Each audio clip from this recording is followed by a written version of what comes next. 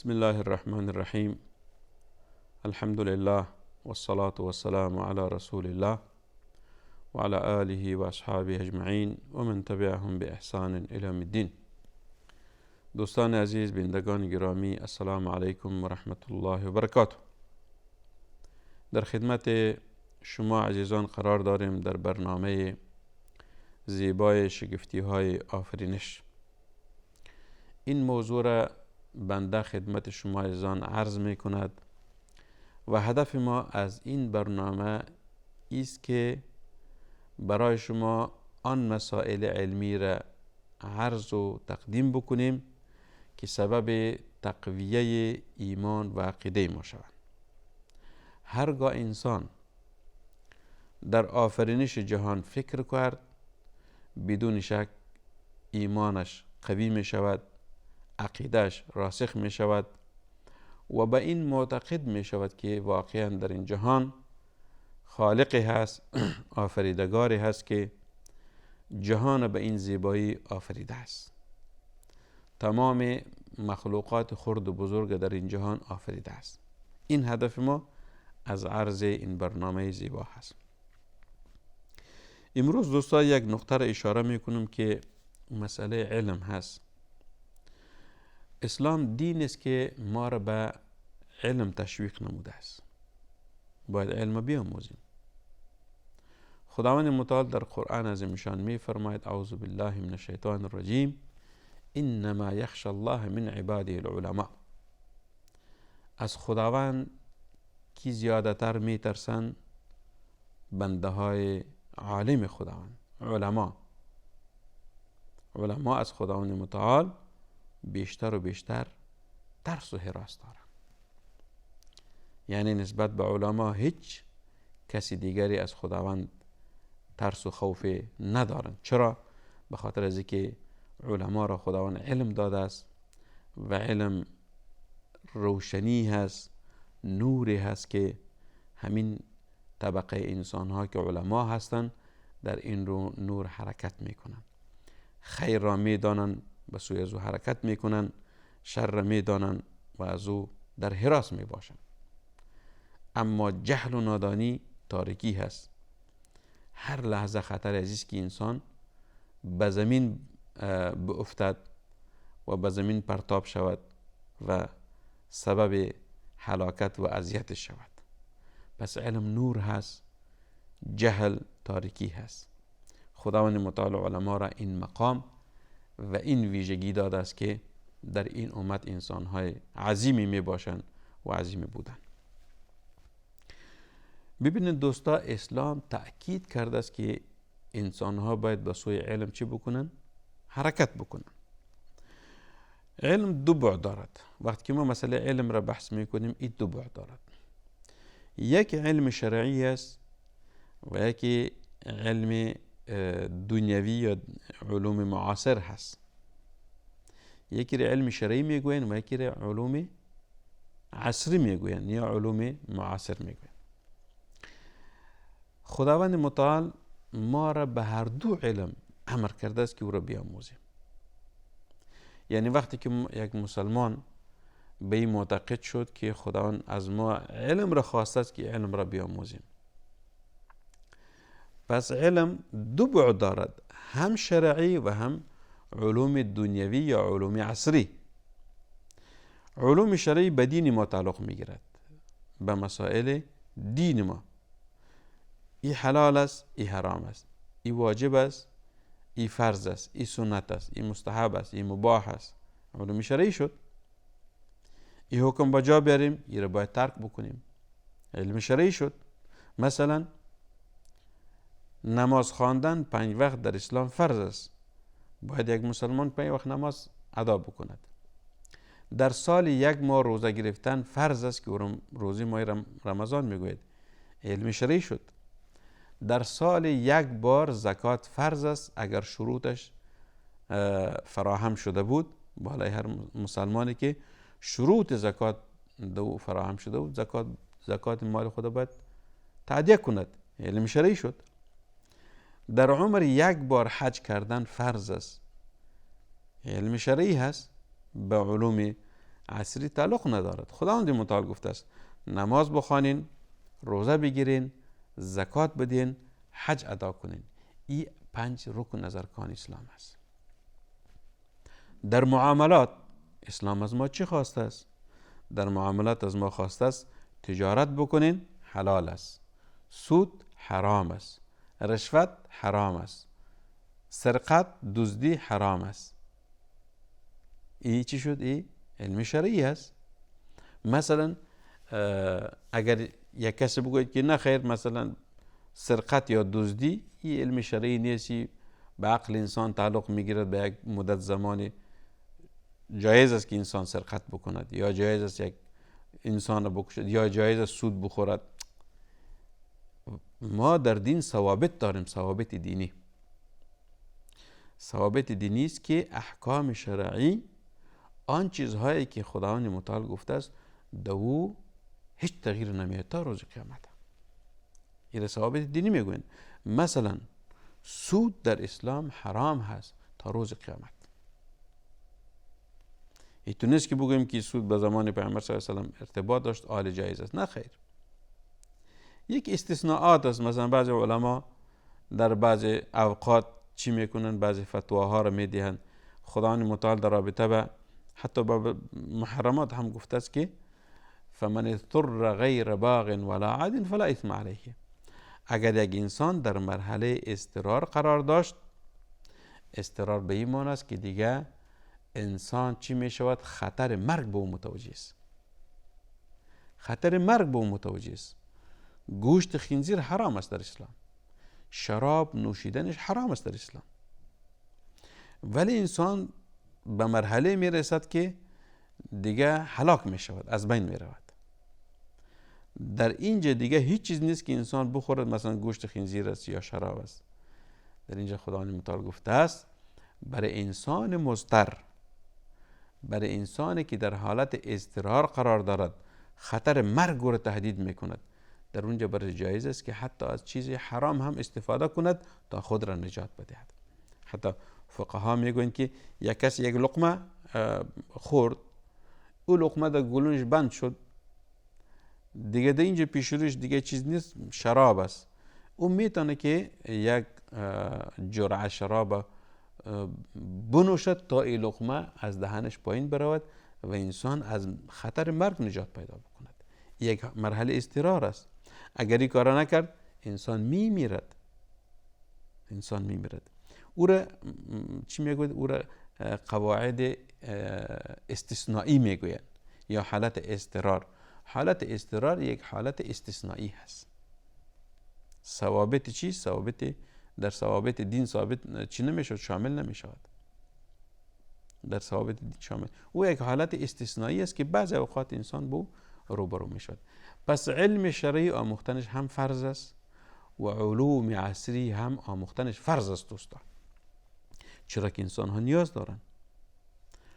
علوم شرعی حتی علما گفته است که کسب علوم شرعی فرض کفایی است که باید یک گروه از مسلمانان این علم بیاموزن و به او رو بیاورن.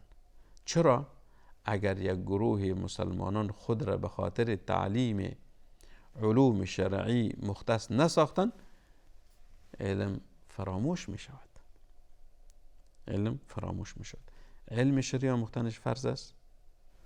در عین وقت علوم عصری هم فرض است دوستا. چرا؟ مثلا علوم عصری ما چی میگوییم؟ علم طبابت یا علم پزشکی علم عصری هست. علم هندسه یا انجینری علم عصری است. علم زراعت، این چیزهایی است که انسانها به او نیاز دارن. مثلا علم طبابت آموختنش فرض است ولی فرض کفایی است. مثلا اگر یک گروهی از علما خود را مختص ساختن به خاطر تعلیم این علم، از دیگران ساقط می شود. اما باید یک گروه چی بکنن؟ به او رو بیاورن و این علم بیاموزن. اگر ما علم طبابت نیاموزیم، انسان ها با خطر مرگ روبرو می شود. بیماری های خطرناکی هست. بیماری های کشنده هست. اگر یک گروهی از مسلمانان خود را به علم طبابت خود در اختصاص ندهند، انسان ها میمیرن در نتیجه بیماری های مختلف. پس علاج بیماری ها توسط علم طب می شود و ای از نگاه شرعی امر نامشروع نیست بلکه مطلوب هست. خدا رسول صلی الله علیه وسلم در حدیث مشهور می فرماید که تداووا عباد الله فإن الله لم يجعل الداء الا وجعل له دواء. تداوی امر است، یعنی رسول صلی الله علیه وسلم امر کرده است که ای بنده های خداوند شما تداوی بکنید. چرا؟ به خاطر از اینکه خداوند هیچ بیماری را به میان نیاورده است مگر اینکه برایش علاج تعیین نموده است. این بیماری که انسان کی بیمار ساخته؟ خداوند متعال. در عین وقت خداوند متعال میگه که حالا تداوی هم کو، بیمار شدی تداوی بکو. حالی میبینیم که علم طب یا علم پزشکی چقدر پیشرفت و ترقی کرده است. خیلی ترقی کرده است. نه تنها ترقی کرده بلکه به مرور زمان امروز این علم چقدر پیشرفت و ترقی میکند. بیماری سرطانی که یک بسیار بیماری خطرناک است که انسان دیگر نابود میسازد، از بین میبرد. سرطان، هر کس وقت که نام این بیماری رو میشنود به لرزه می آید. فلان مصاب به چی است؟ به بیماری سرطان هست. خیلی می ترسد. همون بیماری که مبتلا به سرطان است دیگر از زندگی خود مایوس شده است. امید به زندگی خود ندارد. چرا که مصاب به سرطان است. ولی امروز شما اگر شنیده باشین خبرها که علاج بیماری سرطان هم چی شده است؟ علاجش کشف شده است و دارو و دوای را علما و طبیبان و پزشکان ساختند که علاج بیماری سرطان هم می شود. یعنی ناممکن نیست بلکه ممکن هست. علاجای طبیعی یا روتینیش خو در تمام جهان هست. علاج بیماری سرطان مثلا توسط عمل یا عملیات، سرطان خونی داره یک شخص، سرطان مثلا ورم داره در وجودش، این بیماری چی است؟ این بیماری علاج دارد. مثلا اگر ورم بزرگ باشد او را ریشه‌کن میسازن، از بدن انسان خارج میکنه. حتی سرطان مغزی در مغز انسان، سرطان چی میشود؟ یک انسان به اون مصاب میشود. انسان عمل میکنن و همو ورم از مغز انسان بیرون میکنن. انسان چی میکند؟ شفا مییابد. یا مثلا علاج چی داره؟ علاج کیمیایی یا شیمیایی. داروهای کیمیایی یا شیمیایی برای بیماری سرطان میدهند. او چی میکند؟ و شفا مییابد به اذن خداوند، به اراده خداوند. این علم هست دوستا. این علم است که انسان های قدر ترقی کردن. علم پزشکی یا علم طبابت. حتی یک بخش دیگری هم از علم طبابت هست که او را مثلا علم بیطری میگوین در زبان عربی، یا ما او را به نام علم ویترنری میگوییم. یعنی طب معالجوی حیوانات علاج میشوند. انسان ها را اگر ما کمی از بخش انسان ها دور بریم، حیوانات حالی امروز دور رابطه به بیماری حیوانات انسان ها چی میکنن؟ اختراعات دارن، فکر کردن. یک مثلا مرغ است بیمار میشود، علاجش چی است؟ این بیماریش چیست؟ گاو است، گوسفند است، اسب است، حتی سگها که بعضی مردم در خانه های خود نگاه میکنن در کشورهای غربی یا غیر اسلامی، اونها وقتی که یه حیوان بیمار میشود کشف میکنه که بیماریش چیست، برش دوا و دارو میدهد. این علم است دوستا. علم ویترنری یا علم بیطری یا علم پزشکی حیوانی، علم پزشکی حیوانی، طبابت حیوانی، که حتی برای اونها هم دارو ساختن. میدانه امو دکتر یا امو پزشکی که متخصص است در چی؟ در علم حیوانی، اونها میدونه که چی بیماری داره و چی علاجش چی و داروش چی است. این مطلوب است، اشکال نداره. اسلام ما را امر کرده است که این علم بیاموزیم.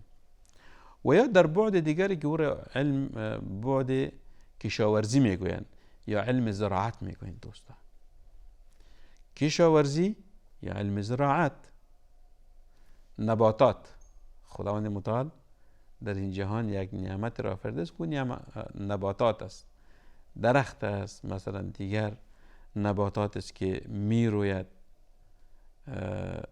مثلا میوه های در درخت ها هست، یا دیگر نباتات است که در روی زمین می روید، سبزیجات است، ترکاری باب هست. این همه علم هست.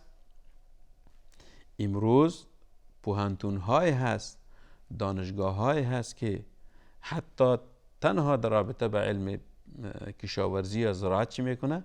اونها تخصصی را ایجاد نمودن، متخصصین هستند در علم زراعت. و علم زراعت هم یک بخش ندارد، خیلی بخشای زیاد دارد. مثل که علم طب بخشای زیاد دارد. یک بخشش مثلا بخش قلب است، بخش گلو هست، بخش مثلا کلیه ها هست، بخش مغزی هست، بخش دندان هست، بخش اعصاب هست، علم طبابت هست. عین چیز در بخش چی هم هست دوستا؟ علم زراعت یا کشاورزی. این زراعت و کشاورزی چه قسم نمو میکند، چه قسم ترقی میکند، تولید چقدر زیاد میشود. خیلی مردم، انسان ها ترقی کردن در این بخش دوستا. در قدیم زمان خیلی به شکل بسیط مردم به کشاورزی و زراعت چی کردن؟ توجه داشتن. زمین قلبه میکردن، در اون دانه ها را پرتاب میکردن، میروید و خیلی حاصلات کمی میگرفتن. اما امروز آنقدر علم زراعت ترقی و پیشرفت کرده است که با بسیار راههای آسان و ساده می توانند که تولید بزرگی را به دست بیارن، حاصلات بزرگی را به دست بیارن. علم چیست؟ علم زراعت و کشاورزی هست. علم زراعت است که این هم انسان ها به اون نیاز داره. باید مسلمان ها در این بعد هم چی باشن؟ باید دست بالای داشته باشن، باید توجه زیاد داشته باشن که این علم هم بیاموزن. پس اسلام ما را به کسب دو علم امر کرده است، متوجه ساخته است که هم علم شرعی را بیاموزیم و هم علم عصری را. علم شرعی را به خاطر شناسایی دین خود و علم عصری را به خاطر شناسایی زندگی خود. هم دین بشناسیم و هم زندگی خود را بشناسیم و هم جهان ما آباد بسازیم. پس این از دوستان عزیز موضوع علم که باید ما انسان‌ها و ما مسلمان‌ها به او توجه ویژه داشته باشیم. و صلی الله و سلم و بارک علی سیدنا و نبینا محمد صلی الله علیه و سلم.